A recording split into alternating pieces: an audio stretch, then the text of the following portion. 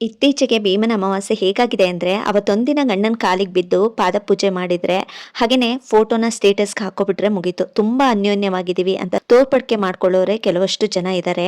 ಹಾಗೇನೆ ತುಂಬಾನೇ ಭಕ್ತಿಯಿಂದ ಪೂಜೆ ಮಾಡೋರು ಕೂಡ ಇದ್ದಾರೆ. ಏನಕ್ಕೆ ಭೀಮನ ಅಮಾವಾಸ್ಯೆನ ಪೂಜೆ ಮಾಡ್ತಾರೆ, ಆಚರಣೆಯನ್ನ ಏನಕ್ಕೆ ಮಾಡ್ತಾರೆ ಅನ್ನೋದನ್ನ ಅರ್ಥಪೂರ್ಣವಾಗಿ ತಿಳ್ಕೊಂಡು ಈ ಪೂಜೆಯನ್ನ ಆಚರಣೆ ಮಾಡಿದ್ರೆ ತುಂಬಾನೇ ಒಳ್ಳೇದಲ್ವಾ. ಹಾಗಾಗಿ ಈ ವಿಡಿಯೋದಲ್ಲಿ ಪೂರ್ತಿಯಾಗಿ ತಿಳಿಸ್ಕೊಡ್ತೀನಿ. ಈ ವಿಡಿಯೋನ ಸ್ಕಿಪ್ ಮಾಡದೆ ಎಂಡಿಂಗ್ವರೆಗೂ ನೋಡಿ ಅಂತ ಹೇಳ್ತಾ ಇವತ್ತಿನ ವಿಡಿಯೋನ ನಾನು ಸ್ಟಾರ್ಟ್ ಮಾಡ್ತಾ ಇದ್ದೀನಿ.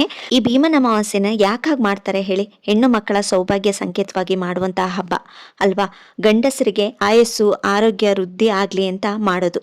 ಈ ದಿನ ಯಾವ ನೈವೇದ್ಯನ ಮಾಡಬೇಕು ಅನ್ನೋದನ್ನು ಕೂಡ ಹೇಳ್ತಾ ಬರ್ತೀನಿ. ಈ ವಿಡಿಯೋನ ನೋಡಿ ಅಂತ ಕೇಳ್ಕೊತಾ, ಯಾರೆಲ್ಲ ನನ್ನ ವಿಡಿಯೋಸ್ನ ಹೊಸದಾಗಿ ನೋಡ್ತಾ ಇದ್ದೀರಾ ಅವರು ಪ್ಲೀಸ್ ನನ್ನ ಚಾನಲ್ನ ಸಬ್ಸ್ಕ್ರೈಬ್ ಮಾಡ್ಕೊಳ್ಳಿ ಅಂತ ಕೇಳ್ಕೊತಾ ಇವತ್ತಿನ ವಿಡಿಯೋನ ಸ್ಟಾರ್ಟ್ ಮಾಡ್ತಾ ಇದ್ದೀನಿ. ಇದೇ 2026 ಆಗಸ್ಟ್ 12ನೇ ತಾರೀಕು ಬುಧವಾರ, ಆಷಾಢ ಅಮಾವಾಸ್ಯೆ. ಇದನ್ನ ಭೀಮನ ಅಮಾವಾಸ್ಯೆ ಅಂತ ಕೂಡ ಕರೆಯಲಾಗುತ್ತೆ. ಹಾಗೆ ಈ ದಿನ ಏನಪ್ಪಾ ವಿಶೇಷ ಅಂದ್ರೆ ಜ್ಯೋತಿರ್ಭೀಮೇಶ್ವರ ವ್ರತ ಅಥವಾ ಪತಿ ಸಂಜೀವಿನಿ ವ್ರತ ಅಂತ ಕೂಡ ಹೇಳ್ತಾರೆ. ತುಂಬಾ ಜನ ಭೀಮನ ಅಮಾವಾಸ್ಯೆ ಅಂದ್ರೆ ಗಂಡನ ಪಾದ ಪೂಜೆ ಮಾಡೋದೇ ವಿಶೇಷ ಅನ್ಕೋತಾರೆ. ಅದು ಖಂಡಿತವಾಗ್ಲೂ ಅಲ್ಲ, ಒಂದು ಭಾಗ ಅಷ್ಟೇ. ಪಾದ ಪೂಜೆ ಮಾಡೋದು, ಈ ದಿನದ ಪಾದ ಪೂಜೆ ಮಾಡೋದು ಈ ವ್ರತದಲ್ಲಿ ಒಂದು ಭಾಗ ಅಷ್ಟೇ, ಅದೇ ಮುಖ್ಯ ಅಲ್ಲ. ಇನ್ನೊಂದು ಪೂಜೆ ಕೂಡ ಇದೆ. ಯಾವ್ದಪ್ಪ ಅಂದ್ರೆ ಜೋಡಿ ದೀಪ, ದೀಪದ ಕಂಬದ ಪೂಜೆಯನ್ನ ಮಾಡ್ಬೇಕು. ಜೋಡಿ ದೀಪದ ಕಂಬ ಇದೆಯಲ್ಲ, ಆ ಕಂಬದ ಪೂಜೆಯನ್ನ ಮಾಡ್ಬೇಕು. ಹಾಗೆ ಯಾವ ರೀತಿ ಮಾಡ್ಬೇಕು ಅಂತ ಹೇಳ್ತೀನಿ. ಹಾಗೇನೆ ಅದೇ ದಿನ ಸೂರ್ಯಗ್ರಹಣ ಕೂಡ ಬಂದಿದೆ. ಯಾವ ಟೈಮಿಂಗ್ಸ್ ಅಪ್ಪ ಅಂದ್ರೆ ಆಗಸ್ಟ್ 12ನೇ ತಾರೀಕು ರಾತ್ರಿ 9 ಗಂಟೆಯಿಂದ ಬೆಳಗ್ಗೆ 4:25 ತನಕ ಸೂರ್ಯಗ್ರಹಣ ಇರುತ್ತೆ. ಇನ್ನ ಈ ಭೀಮನ ಅಮಾವಾಸ್ಯೆಯ ಪೂಜಾ ಸಮಯ ಬಂದು ಬೆಳಗ್ಗೆ ಬ್ರಾಹ್ಮಿ ಮುಹೂರ್ತದಲ್ಲೇ ಸ್ಟಾರ್ಟ್ ಆಗುತ್ತೆ. 4:30 ಬೆಳಗ್ಗೆ ಬ್ರಾಹ್ಮಿ ಮುಹೂರ್ತದಲ್ಲಿ 4:30 ಸ್ಟಾರ್ಟ್ ಆದರೆ 5:30 ತನಕ 5:30 ತನಕ ಇರುತ್ತೆ. ಅಥವಾ ಆ ಟೈಮಲ್ಲಿ ನಾವು ಬೆಳಗ್ಗೆನೇ ಎಲ್ಲಾನು ಪ್ರಿಪೇರ್ ಮಾಡಿಕೊಂಡು ಮಾಡೋಕ್ಕಾಗಲ್ಲ ಅನ್ನೋರಿಗೆ ತುಂಬ ಒಳ್ಳೆಯದು. ಬ್ರಾಹ್ಮಿ ಮುಹೂರ್ತದಲ್ಲಿ ಮಾಡೋದು ತುಂಬಾನೇ ಒಳ್ಳೆಯದು. ನಾವಿಲ್ಲಿ ಈಶ್ವರನ ಪೂಜೆ ಮಾಡ್ತಾ ಇರೋದ್ರಿಂದ ಆದಷ್ಟು ಬ್ರಾಹ್ಮಿ ಮುಹೂರ್ತದಲ್ಲಿ ಮಾಡಿ ಅಂತ ಹೇಳ್ತೀನಿ. ಆ ಟೈಮಲ್ಲಿ ನಮಗೆ ಮಾಡೋಕ್ಕಾಗಲ್ಲ ಅನ್ನೋರಿಗೆ 4:30 5:30 ತುಂಬಾನೇ ಒಳ್ಳೆ ಟೈಮ್ ಇದೆ.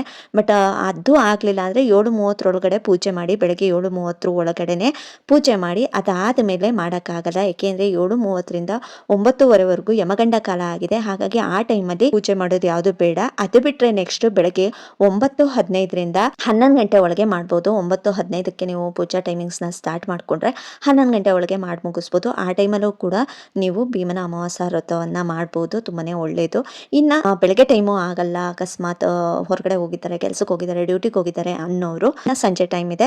ಇನ್ನು ಸಂಜೆ ಯಾವ ಟೈಮ್ ಅಪ್ಪ ಅಂದರೆ ಸಂಜೆ 4:30 6 ಗಂಟೆವರೆಗೆ ಅಮೃತ ಗಳಿಗೆ ಇದೆ. ಓಕೆನಾ. ಅಮೃತ ಗಳಿಗೆ ಟೈಮಲ್ಲಿ ಇನ್ನೂ ತುಂಬಾನೇ ಒಳ್ಳೆಯದು. ಮಾಡಿ 4:30 6 ಗಂಟೆಯವರೆಗೆ ಸಂಜೆ ಪೂಜೆ ಟೈಮಿಂಗ್ಸ್ ಕೂಡ ಇದೆ. ಅವಾಗಲೂ ಕೂಡ ಮಾಡ್ಬೋದು. ನಾನು ಯಾಕೆ ಈ ಬೆಳಗ್ಗೆ ಬ್ರಾಹ್ಮಿ ಮುಹೂರ್ತದಲ್ಲಿ ಮಾಡ್ಕೊಡಿ ಅಂತ ಹೇಳಿದೆ ಅಂದರೆ ಆದಷ್ಟು ಬ್ರಾಹ್ಮಿ ಮುಹೂರ್ತದಲ್ಲಿ ಮಾಡೋದ್ರಿಂದ ತುಂಬಾನೇ ಒಳ್ಳೆಯದು. ಪಾಸಿಟಿವ್ ಎನರ್ಜಿ ಇರುತ್ತೆ. ಹಾಗೆಯೇ ತುಂಬಾನೇ ಒಳ್ಳೆಯದು ಅಂತ ಹೇಳಕ್ಕೆ ಇಷ್ಟಪಡ್ತೀನಿ. ಇನ್ನು ನಿಮಗೆ ಮಧ್ಯಾಹ್ನ ಟೈಮು ಸಂಜೆ ಟೈಮು ನಿಮಗೆ ಟೈಮ್ ಉಳಿಯುತ್ತೆ. ಆ ಟೈಮಲ್ಲಿ ನೀವು ದೇವಸ್ಥಾನಕ್ಕೆ ಹೋಗಿ ಬಂದರೆ ಇನ್ನೂ ಒಳ್ಳೆಯದು ಅನ್ನೋದಕ್ಕೋಸ್ಕರ ಹೇಳಿದೆ ಅಷ್ಟೇ. ಈ ರೀತಿ ಪೂಜಾ ಟೈಮಿಂಗ್ಸ್ ಇದೆ. ಈ ಟೈಮಲ್ಲಿ ನಿಮಗೆ ಯಾವ ಟೈಮು 3 ಟೈಮಿಂಗ್ಸ್ ಕೊಟ್ಟಿದ್ದೀನಿ. ಇದರಲ್ಲಿ ಯಾವ ಟೈಮ್ ನಿಮಗೆ ಸೆಟ್ ಆಗುತ್ತೆ ಆ ಟೈಮಲ್ಲಿ ಮಾಡ್ಕೊಳ್ಳಿ. 3 ಟೈಮು ಕೂಡ ಒಳ್ಳೆಯದೇ ಇದೆ.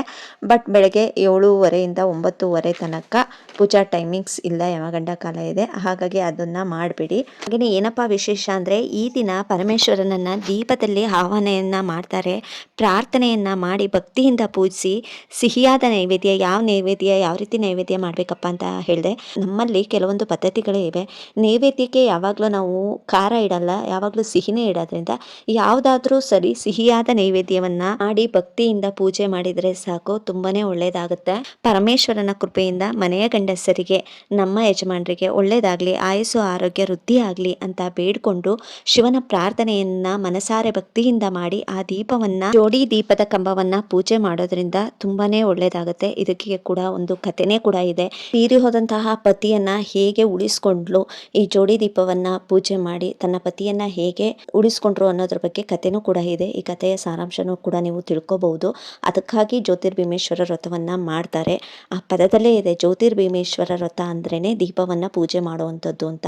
ಅದಕ್ಕೋಸ್ಕರ ನಾವು ಈ ಭೀಮನ ಅಮಾವಾಸ್ಯೆ ದಿನ ಗಂಡನ ಆಯಸ್ಸು ಆರೋಗ್ಯ ವೃದ್ಧಿ ಆಗಲಿ ಅನ್ನೋದಕ್ಕೋಸ್ಕರ ಈ ಪೂಜೆಯನ್ನು ಮಾಡ್ತೀವಿ.